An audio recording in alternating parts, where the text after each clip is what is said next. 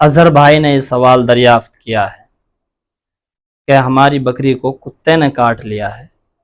تو اس کی قربانی کا کیا حکم ہے؟ تو اس کا جواب یہ ہے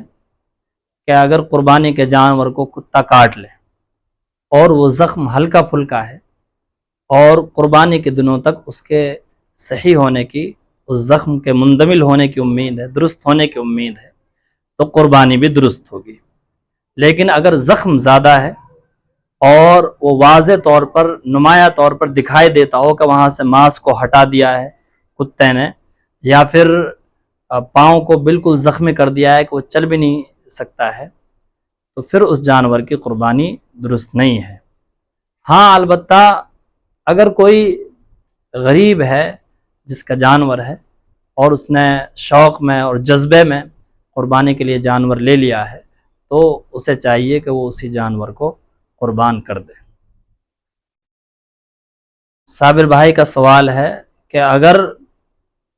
کسی جانور کو گاڑی میں چڑھاتے یا اتارتے وقت اس کا پاؤں ٹوٹ گیا تو قربانی کا کیا حکم ہے؟ اگر کسی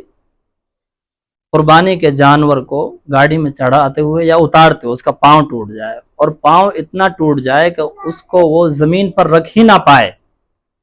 تو پھر اس جانور کی قربانی نہیں ہوگی، درست نہیں ہوگی۔ اگر وہ اس کو ٹیک دیتا ہے اور سہارا لے کر چلتا ہے تو پھر قربانی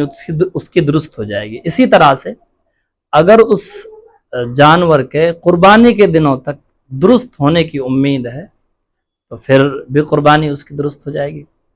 اور تیسری اہم بات یہ ہے کہ اگر کسی نے جانور لیا ہے اور وہ صاحب نصاب نہیں ہے، کوئی غریب ہے لیکن اس میں محبت میں اور جذبے میں قربانی کا جانور لے لیا ہے، تو پھر اسی جانور کو اللہ کی راہ میں قربان کر دے، اس کی قربانی ہو جائے گی۔